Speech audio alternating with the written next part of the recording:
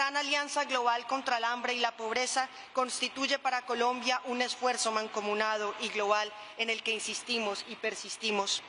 La situación del clima, el calentamiento global, un esfuerzo que Noruega nos ha ayudado a ponernos al frente, un esfuerzo de la humanidad por reducir las emisiones.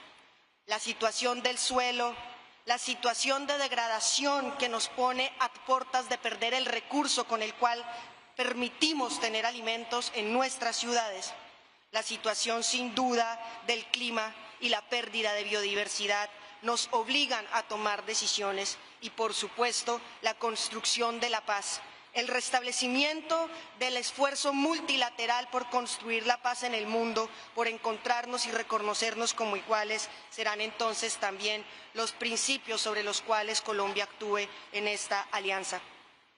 Quisiéramos, además de construir un intercambio y una apuesta entre nuestros países, porque tengamos alimentos sanos, unos sistemas que sean justos, desde la producción y la tenencia de la tierra, el acopio, el abastecimiento, la transformación y, por supuesto, el comercio.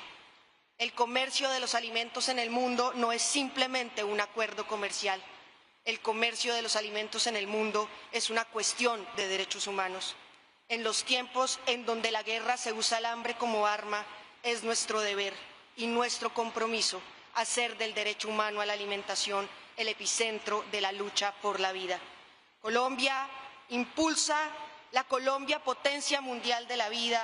Colombia se pone a disposición de todos los países de esta alianza y de la alianza para ayudar a construir elementos y rutas para proteger la vida de todos y de todas en lógica de justicia, de resiliencia y de sostenibilidad.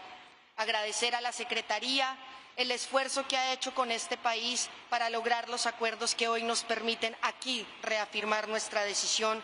Agradecerle a todas y a todos ustedes por permitirle a Colombia sumarse a la voz de la esperanza y de la vida en el mundo. Muchísimas gracias. Thank you, Minister.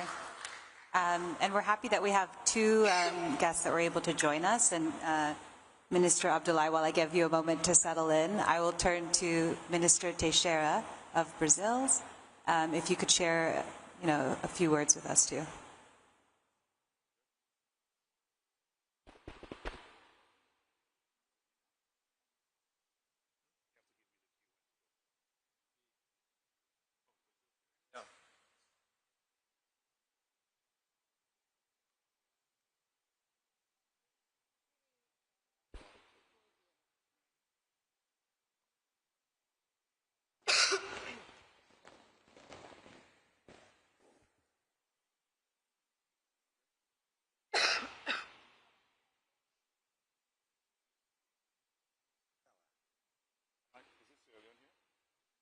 You're in the right place. Yeah. Oh, okay. I just sat down. Yes, Minister, when you're ready. Bom, eu quero dar uma boa tarde a todas e a todos. Quero dizer que pouco tenho a falar depois da fala da secretária executiva, vice-ministra Fernanda Machiavelli, e cumprimentar a ministra da Colômbia. Com a Colômbia, nós só temos duas diferenças, no futebol e no café. O restante é tudo somente consensos que nós temos com a Colômbia. Parabenizar pelo belo trabalho que vocês estão fazendo lá, né? Quero cumprimentar também os membros fundadores dessa Aliança de Campeões para a Transformação dos Sistemas Alimentares, que começou com o Brasil, a Noruega e Serra Leoa, os membros fundadores Camboja e Ruanda, e os novos membros Itália, Vietnã e Colômbia. Eu gostaria rapidamente de dizer que nós estamos na direção certa da transformação dos nossos sistemas alimentares, por sistemas alimentares sustentáveis, né, que pensam na saúde do solo, pensam nessa nova janela científica dos bioinsumos, que pensa na conservação e produção de água, numa agricultura restaurativa, numa agricultura que não use mais insumos químicos e possa transitar para os biológicos. Essa acho que é a direção das nossas economias que estão nessa aliança. A grande questão é pensar a velocidade, é conseguir aumentar a rapidez para que nós possamos ter essa agricultura como agriculturas hegemônicas. Acho que esse é o grande desafio que nós temos. E também atrair outros países para fazerem parte dessa aliança e se comprometerem igualmente.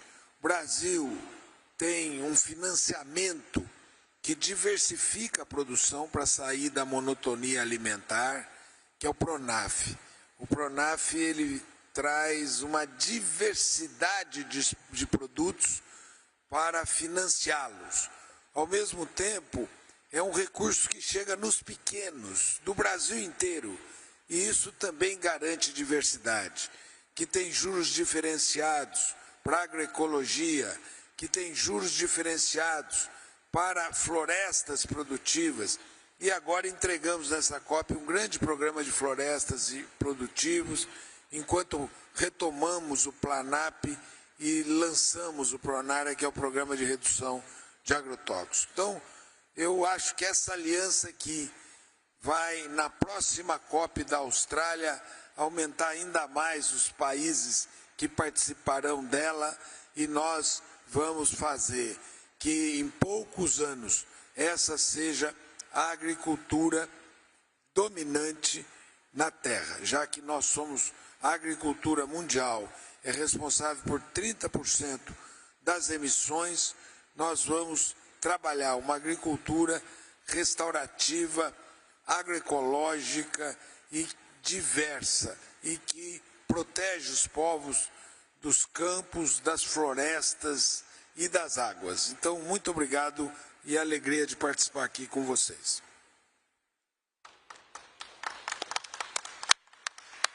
Thank you very much, Minister Teixeira. And now to you, Minister Abdullahi, Minister of Environment and Climate Change of Sierra Leone.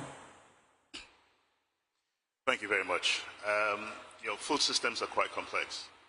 And it's for that reason that the government of Sierra Leone's Feed Sierra Leone program is a whole-of-government mission. It's not just for the Ministry of Agriculture, because it's not just about producing, it's about how you produce, it's about the entire value chain itself, and it has to be done in a climate-smart way, because that's the reality that we face in countries like ours. We already are facing climate issues, and the transforming the food systems means that we have to do it in a way that is sustainable over the long run.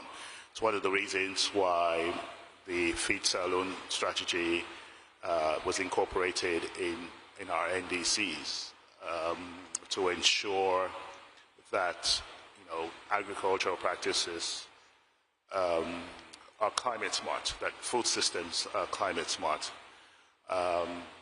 even while we're striving for better nutrition. It's not just about growing the food, it's about also having food that's nutritious, especially for our kids and for future generations. But within the framework of the NDC, we are also making sure that whether it's sustainable livestock management, agroforestry, that we link agricultural productivity with adaptation, as well as reducing the emissions.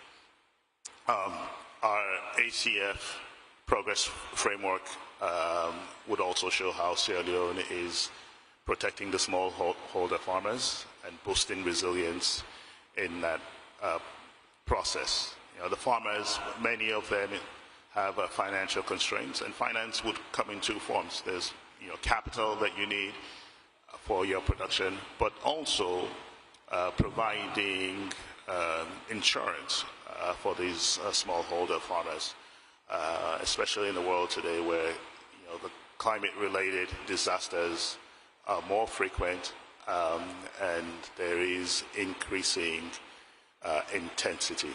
So I think the ACF is definitely helping us on this path,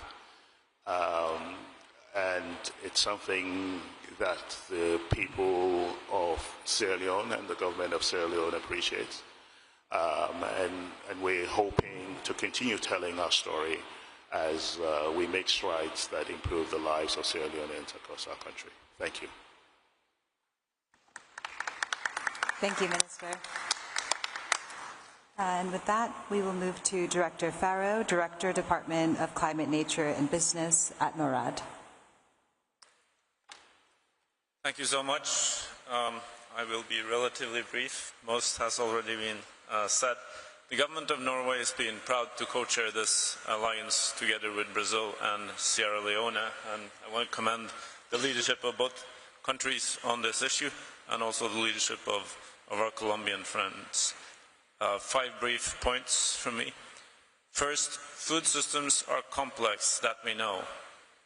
They are also intensely political, and that means every country, though the issues are known, will need to find its own path. This alliance is for the support, the shared learning, and the shared inspiration on that journey. Second, I want to lift one essential theme, the intersect of food, nature, and climate. Water, soils, biodiversity, microclimate, resilience, indigenous food systems, all of these depends on ecosystems and in particular on tropical forests. And from that perspective, I think the Tropical Forest Forever facility is probably the #1 issue coming out of this COP to strengthen food systems. And I want to commend Brazil for leadership on that issue as well, like they have led for through both the first and Lula administration and this one on the tropical forest issue. Third point, domestically in Norway, we have made several measures to improve our food systems. We have put in place a strategy to cut food loss and waste. We try to protect children from unhealthy food by banning advertising. We have put in place a strategy to support organic farming. We have put in place a national strategy to fight antimicrobial resistance, and our 2035 climate plan holds a full chapter on the importance of food systems and signal deep cuts in emissions from food system. Fourth, on our development cooperation, we continue to invest heavily in nature as a part of food systems through the Norwegian Climate and Forest Initiative, but also through our oceans efforts. We're investing in digital public goods for soil health. We soft earmark a large part of our IDA contribution to the World Bank to better food systems. And we've established a FASA fund to target finance at small and medium enterprises in sub-Saharan African agriculture, which is crucial to reach smallholders. Fifth point, food system transformation is hard. It's also intensely personal and often intensely cultural. What we eat and what we drink has that character. It is part of our national DNA, so to speak. So it is about bringing institutions and peoples along. The national ownership is absolutely essential. It's complicated and we will all move at our own speeds. But the price from success is enormous, and that is why this alliance is so important. Thank you for your attention. Thank you so much, Director. Unfortunately, we have run out of time. We're being asked to leave the room, but I want to thank all of you for your participation and encourage all journalists to try and chase everyone down afterwards for questions. Thank you.